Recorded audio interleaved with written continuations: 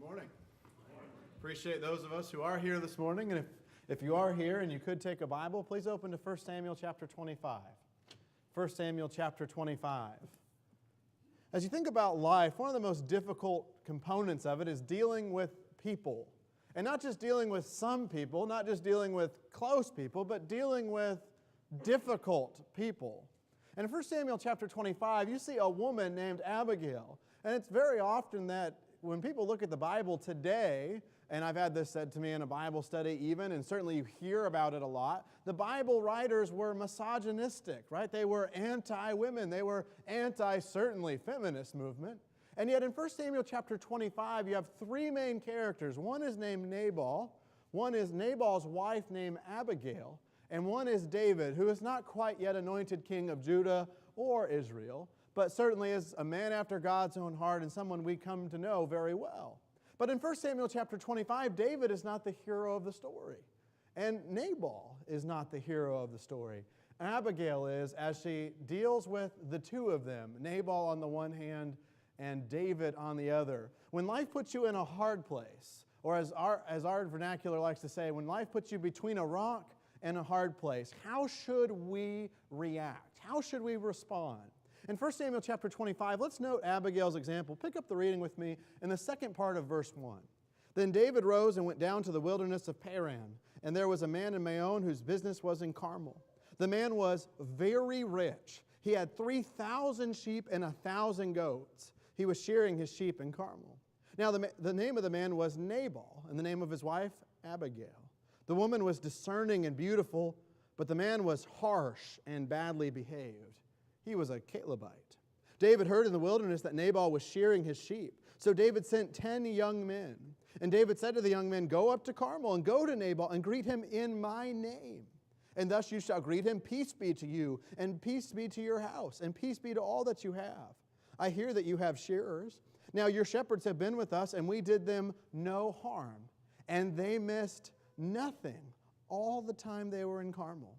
Ask your young men, and they will tell you. Therefore let my young men find favor in your eyes, for we come on a feast day. Please give whatever you have at hand to your servants and to your son David." Now when David's young men came, they said all this to Nabal in the name of David, and then they waited. Now before reading on, here is the situation. David, not yet king, but certainly a man of a great following, has found himself in need, you might say, or at least his people are in need. Now what is it that his people have done? Well, we see in verse 6, how were they to greet Nabal, this man of 3,000 sheep and 1,000 goats? How are they to greet this very wealthy, rich man? First of all, with greetings of peace. But note verse 7. It gives us an important clue as to if we want to talk about fairness or what's right or what's deserved, that's very often a component that we place into dealing with difficult people, what is fair. In verse 7, I hear that you have shearers. Now your shepherds have been with us, and we did them no harm, and they missed nothing all the time they were in Carmel. What has happened? They were protecting these people. They had allowed them to exist. They allowed his, you might say, business as it is, to be successful, to grow, to be protected. And of course, as we know what happens in verse 10, and Nabal answered David's servants, here's the conflict. Who is David? Who is the son of Jesse? There are many servants these days who are breaking away from their masters. Shall I take my bread and my water and my meat that I have killed for my shearers and give it to men who come from I do not know where? So David's young men turned away and came back and told him all this. And David said to his men, every man strap on his sword, and every man of them strapped on his sword. David also strapped up on his sword, and about 400 men went up after David, while 200 remained with the baggage. This is getting rough quickly. This is getting rough fast. David is here with how many men? 400 following after him, and 200 even staying behind. David was not only a man of repute, not only a man of following, he had 400 men ready with the sword to come after Nabal. Now, here's something interesting about Nabal. David's request is rejected by him. Did he have the ability to help David and his men? Yes, of course. But if you go back to verse 3, now the name of the man was Nabal. That's a really important name because perhaps you know, what does the name Nabal mean? Fool. This man's name means fool. in verse 3, we see that that was an apt description because not only was the name of his wife Abigail, who was discerning and beautiful, but how was this foolish man named Nabal described? Harsh at the end of verse 3 and badly behaved. Now, this is a difficult problem because here is Abigail in verse 3, described as beautiful and discerning, married to this harsh and badly behaved Nabal, this man whose name literally came with the idea of fool. That's a pretty tough spot to be in. Now you add in that Nabal, this wealthy man, was not just living by himself in a single family home, as we would designate it, with him and his wife, and he just kind of made David mad because he wouldn't share some of his electricity or some of his grocery goods with him. He wouldn't allow these people who were caring for them, taking care of them, any respite from their tough time in life. He wouldn't reward them with anything that they've done, and yet they've allowed protection. They've claimed nothing of Nabal's up until this point. And David's response is, you are going to give me what I deserve, what I should get. David doesn't just say, no, you're going to give in. What does David say? We're going to come to battle with you. This is going to be rough. And of course, if you're taking sides, who are you going to trust, David or the fool? Who's on board with Nabal here? Not quite any of us. I'm going to trust David and his 400 men coming with the sword. Now, as you think about this, David's request is rejected by Nabal. We're going to discuss some of that as we keep going. But in this next section, we see a hero steps up, and the hero is Abigail. Beginning in verse 14, but one of the young men told Abigail, Nabal's wife, behold, David sent messengers out of the wilderness to greet our master, and he railed at them. Yet the men were very good to us, and we suffered no harm. And we did not miss anything when we were in the fields as long as we went with them. They were a wall to us, both by night and by day, all the while we were with them keeping the sheep. Now therefore know this, and consider what you should do, for harm is determined against our master and against all his house, and he is such a worthless man that no one can speak to him. Then Abigail made haste and took 200 loaves and 2 skins of wine and 5 sheep already prepared and 5 seahs of parched grain and 100 clusters of raisins and 200 cakes of figs and laid them on donkeys. And she said to her young men, go on before me. Behold, I come after you. But she did not tell her husband Nabal. And as she rode on the donkey and came under cover of the mountain, behold, David and his men came down toward her, and she met them. Now David had said, surely in vain have I guarded all that this fellow has in the wilderness, so that nothing was missed of all that belonged to him, and he has returned me evil for good.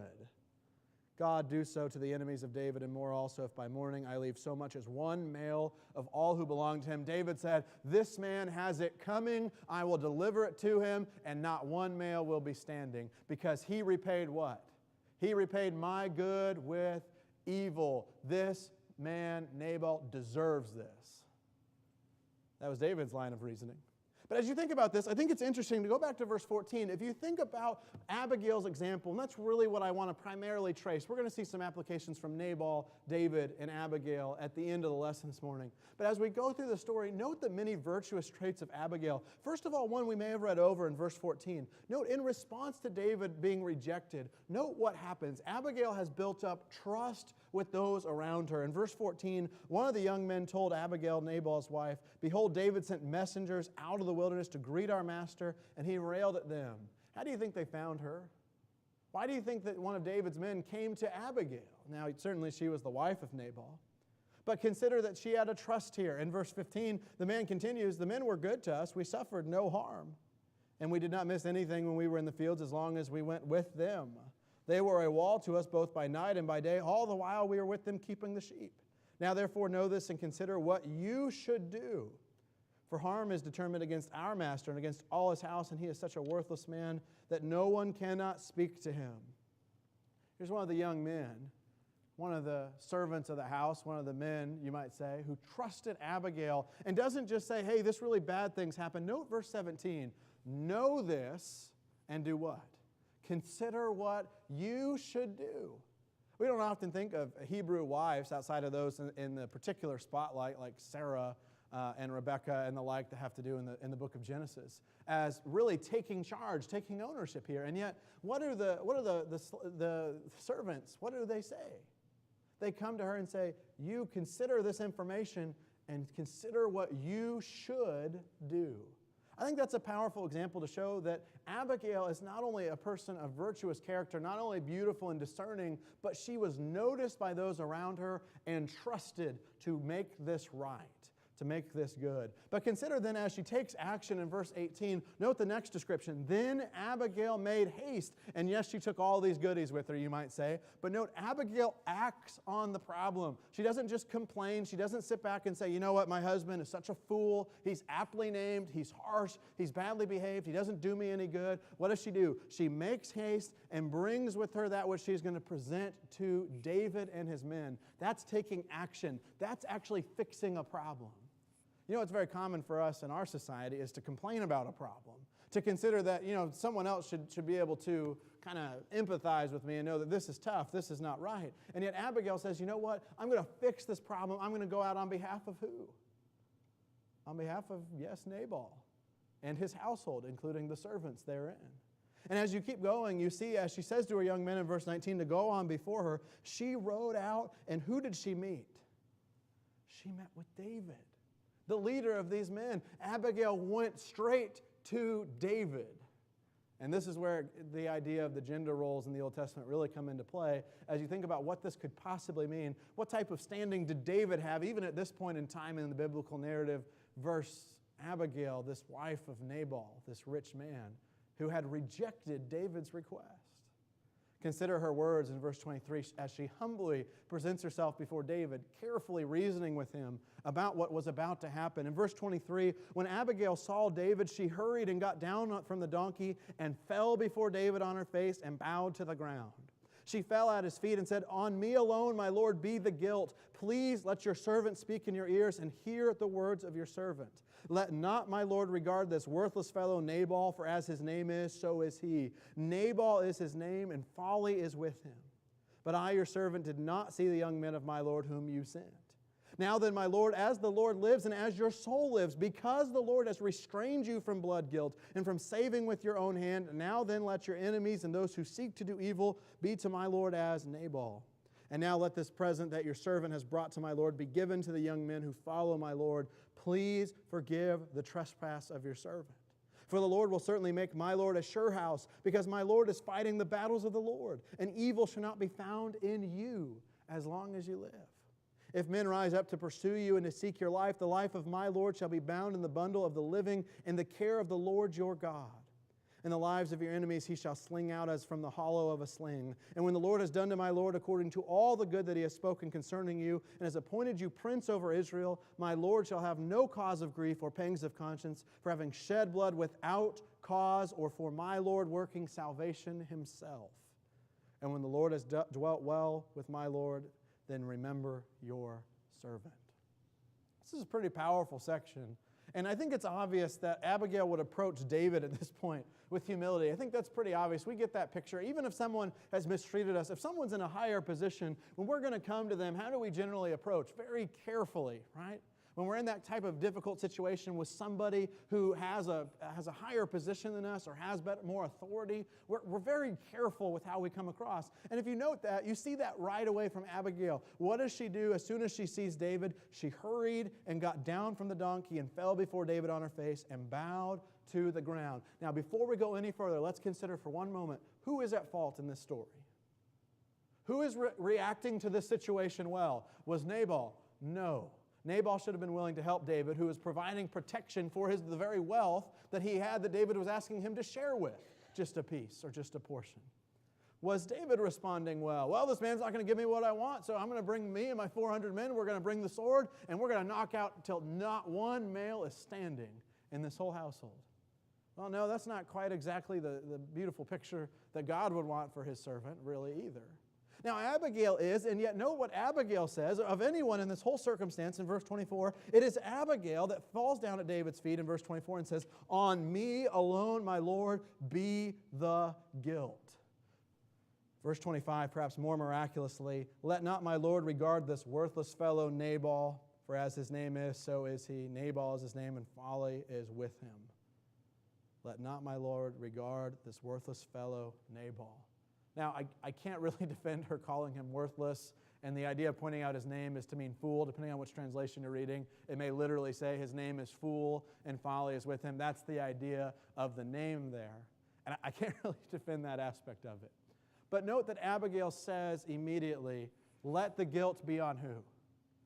Me. I will deal with it. As she's on her knees before David, she says, let the guilt be on me. I didn't even see your servant, as she points out at the end of the next verse, but she says, let the guilt be on me. She took ownership. Why? Because it wasn't about finger pointing. It was about what? It was about doing right. It was about sparing innocent blood. And Abigail, even between a rock and a hard place, between Nabal and the furious David, is willing to take the blame, take the fault. But I find it interesting, her message shifts, and you want to talk about challenging. It kind of comes out of a humble attitude, yes, but she starts to challenge David. You see that in verse 26. As the Lord lives, as your soul lives, because the Lord has restrained you from blood guilt and from saving with your own hand, now then let your enemies and those who seek to do evil to my Lord be as Nabal. What is she asking for in verse 28? She's asking for forgiveness. She's saying, don't commit this crime. Not just against my father's house and my husband's house, but against God. You see that underlined and as verse 28 continues. She says, please forgive the trespass of your servant, for the Lord will certainly make my Lord a sure house, because my Lord is fighting the battles of the Lord, and evil shall not be found in you so long as you live. In verse 31, she doesn't want her Lord to have what? No grief, no pangs of conscience for having shed blood without cause. Abigail humbly, yes, but aggressively and boldly reasons with David, do not do this. First of all, on the basis of humility and of asking for forgiveness and patience. But furthermore, out of what respect? Do not commit this sin against God. This is not the way to go. It's not just about saving me. It's not just about saving my worthless fellow of a husband, Nabal. Do not commit this sin. Remember, as the end of verse 31 says, the Lord has dealt well with you. So please remember your servant. As this passage continues, we have some degree of a happy ending in verse 32. And David said to Abigail, blessed be the Lord, the God of Israel, who sent you this day to meet me. Blessed be your discretion, and blessed be you who have kept me this day from blood guilt and from working salvation with my own hand. For as surely as the Lord, the God of Israel lives, who has restrained me from hurting you, unless you had hurried and come to meet me, truly by morning there had not been left to Nabal so much as one male. Then David received from her hand what she had brought him, and he said to her, go up in peace to your house. See, I have obeyed your voice, and I have granted your petition. And Abigail came to Nabal, and behold, he was holding a feast in his house like the feast of a king. And Nabal's heart was merry within him, for he was very drunk. So she told him nothing at all until the morning light. In the morning, when the wine had gone out of Nabal, his wife told him these things, and his heart died within him, and he became as a stone. And about 10 days later, the Lord struck Nabal, and he died. When David heard that Nabal was dead, he said, blessed be the Lord who has avenged the insult I received at the hand of Nabal and has kept back his servant from wrongdoing. The Lord has returned the evil of Nabal on his own head. Then David sent and spoke to Abigail to take her as his wife. When the servants of David came to Abigail at Carmel, they said to her, David has sent us to you to take you to him as his wife. And she rose and bowed with her face to the ground and said, behold, your handmaid is a servant to wash the feet of the servants of my Lord. And Abigail hurried and rose and mounted a donkey, and her 5 young women attended her. She followed the messengers of David and became his wife. Note a couple things in there. Not only was Nabal still acting the part of fool, he was drunk. He had had this feast to celebrate. And when he was told what happened, when he's told that he would be spared, that he would be saved, that his beautiful, his discerning, his wise and humble wife had gone out on his behalf, brought all that she could with him, had satisfied David in the wrath that surely was about to rain down on them. And his response is what? His heart died within him. And he became as a stone, and 10 days later the Lord struck this fool dead. But I find it more interesting to see in the story, not that David took her as his wife, although that's of note, but to note David's response in verse 39. He's celebrating the Lord, punishing, you might say, or giving Nabal what he had coming. But note what David says over and over in this section. In verse 33 beginning, he says, blessed be your discretion, and blessed be you who have kept me this day from blood guilt and working salvation with my own hand. Thank you, blessed be your name, because you kept me from certain sin. Even in the case of after Nabal has died, note what he says in verse 39. God has avenged the insult I received at the hand of Nabal and has kept back his servant, David, from wrongdoing. Abigail was in a very tough place. As you think about this lesson, you think about Abigail, she is absolutely a hero. She's absolutely a child of God. She kept not only Nabal from having his whole entire household destroyed, she kept David from sin. She made peace where there was none. How often do we look at a situation where we're between a rock and a hard place and we say, I just can't do anything about this. I'm not going to be able to get out of this. I just can't. It's not fair. Nabal's not treating me well. David's acting out of wrath. They're not going to change. It's just the way that it is. Abigail didn't take that idea. Not only do we see Abigail already having trust with the servants, but she acted immediately. She went out. She fixed the situation humbly, taking the blame herself. And this, you can tell this is not some sort of insincere, yes, David, it's on me. You know that I'm not really guilty, but it's on me. No, she took the blame. She humbly bowed before David and said, please do not commit this sin against our household. Do not commit this sin against God. And David, with the good heart that he has, listened. This is a fantastic story. I do want to see a couple lessons. Nabal was a fool for a bunch of reasons, beyond squandering what was apparently a wonderfully discerning wife. In verse 11, note his response. When the request first comes, not only did Nabal just say no, you see part of why Nabal was the great fool that he was. At the end of the chapter, you see with this feast where he became drunk. But note in verse 11, note his response to this request. Shall I take my bread and my water and my meat that I have killed for my shearers and give it to men who come from where I do not know where? Nabal was a selfish fool. Not only was he selfish, not only was he obviously a fool, but what was the problem? The problem was that David's men were protecting his stuff, his things. David's men were providing the very protection that allowed Nabal's household to thrive. Perhaps if I consider my role in any problems, in any rock and hard place, I have to wonder, am I the rock or the hard place first? What do you think about Nabal here? He obviously didn't change. He didn't have a happily ever after part of this story in 1 Samuel chapter 25. But don't we act sometimes like Nabal? Not just when it comes to not wanting to share, although I think that's an important thing. We should be willing to proactively share what God has blessed us with. What about forgiveness? Do we offer forgiveness to others the way we want forgiveness from God? Because if you think about it, that's the very point of Jesus in Matthew chapter 18 and even in Matthew chapter 6 when it comes to the model prayer. We must forgive our brothers so that we can be forgiven by God. Time and again, that point is made by Jesus, and yet often we find ourselves saying, why would I forgive them? Do you know what they have done to me? Do you know what has happened? How can I forgive that? And we forget that the only way that we can have forgiveness is the forgiveness that God first has offered us.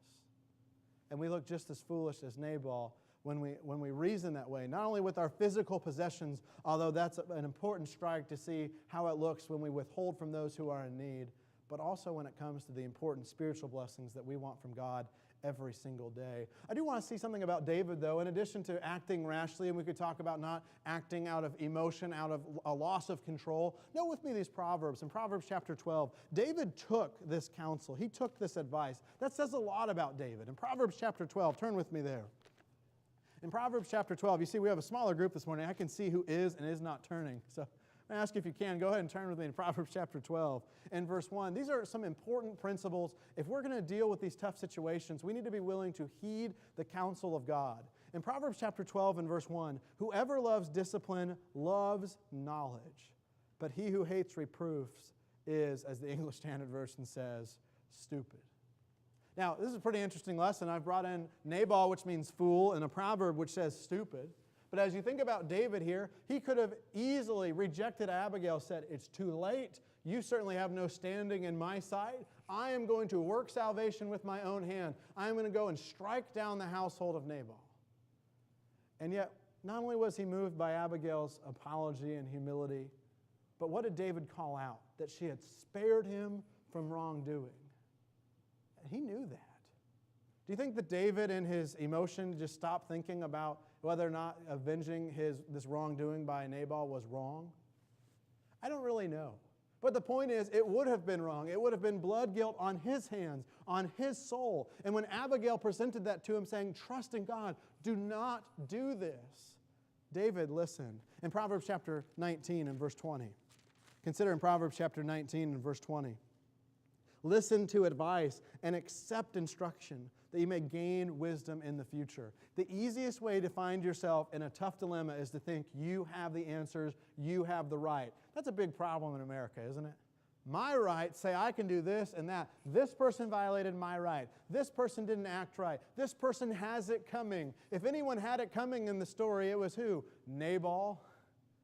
Who did he have it coming from? David.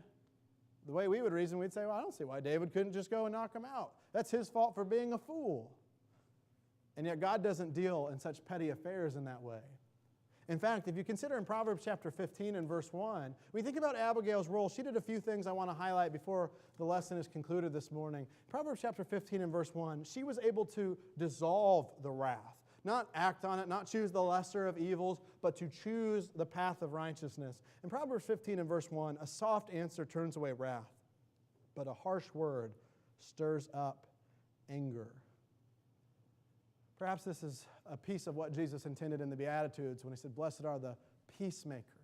Abigail didn't make the situation worse. She didn't cower in fear and say, I hope Nabal doesn't just ruin it for us once and for all. Or I hope David takes out Nabal because he's going to strike all the males and he'll live me. Maybe David will take me as his wife, maybe as a servant. This will get better for me. No, she acted on behalf of others and certainly even for herself. And she was a peacemaker in this very hostile situation. Make no mistake, this is a hostile situation anytime you have somebody plus 400 other somebodies bearing the sword about to come and kill all the males. That is a tense situation. And Abigail was able to diffuse that. How? The proverb says a soft answer turns away wrath. What we like to do when someone says something ridiculous to us or something that we don't think we have coming towards us or that's unfair or unjust, we like to turn it back. We like to have the second part of verse 1, what? We respond with a harsh word or perhaps kindish words with a very harsh tone. That's the human reaction, is it not? To repay evil with evil. Isn't that exactly what David was upset about? He said, I have done good. And what was said in the middle of that text in 1 Samuel 25, he has repaid my good with evil. He has it coming. That's not the way we're to act. If you look in Romans chapter 12, consider this passage with me. I find it interesting in my research. I found something humorous about this passage. In Romans chapter 12, beginning in verse 17, just to go to show you that everyone has an opinion on something. In Romans chapter 12 and verse 17, repay no one evil for evil, but give thought to do what is honorable in the sight of all. If possible, so far as it depends on you, live peaceably with all. Beloved, never avenge yourselves, but leave it to the wrath of God, for it is written, vengeance is mine, I will repay, says the Lord. To the contrary, if your enemy is hungry, feed him. If he is thirsty, give him something to drink, for by so doing you will heap burning coals on his head. Do not be overcome by evil, but overcome evil with good. When we look at this passage, and particularly verse 19, I have heard it on the record that people argue, they say, you just don't know. In verse 18, it's not within me. If possible, so far as it depends on you, it's just not in me to respond with good here. I just can't. If possible, it's not possible. You haven't met my boss. You haven't met my coworker. You haven't met my family member. It is not possible for me. Does that seem like the point of the passage? Do you think Paul's saying, well, unless someone's really difficult, then you need to not be overcome by evil. But if someone's really difficult, go ahead and give in. Repay evil with evil. Take vengeance yourself.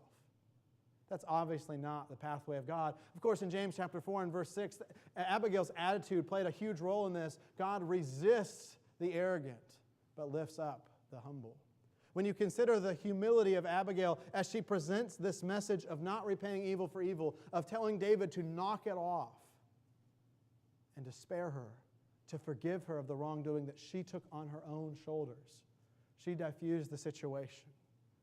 She made this right. Sometimes, and let me conclude with this one point, sometimes when times are hard, when we're between that rock and a hard place, we reach a point where we look to ourselves and we say, this just isn't right. I've been hit. I want to hit back, maybe twice.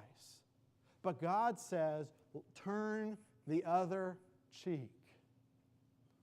And you say, but they don't deserve it. I should get my vengeance. God says it's not about them deserving it. It's about the peace that I deserve as your God. God deserves our peace. God deserves that we make things right. God deserves that we humbly come before Him and others and offer and ask for forgiveness when we have offended. And when we have been offended, God deserves us to make peace, to step out of the fight that always takes two. God says, don't be the one.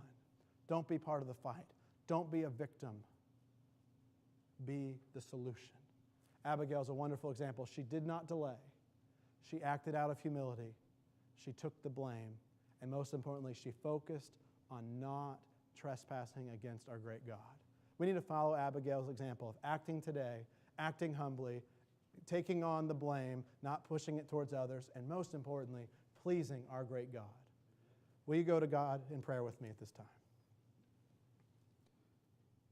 Our dear God and most gracious and loving Heavenly Father, we thank you so much for this day that you've blessed us with.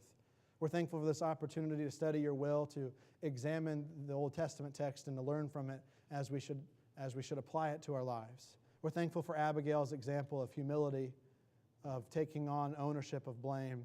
We pray that we take on her attitude of a willingness to see what is sin and what is righteousness and to choose righteousness.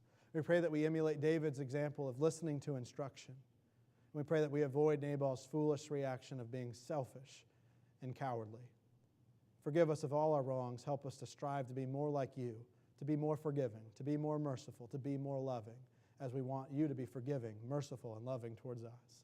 Thank you most of all for sending Jesus to die on the cross for our sins. Help us to remember each and every day that we are strived to be in His image, that if we have been forgiven of our sins, that we should ascribe to be transformed by the renewal of our mind and to be dedicated in your service.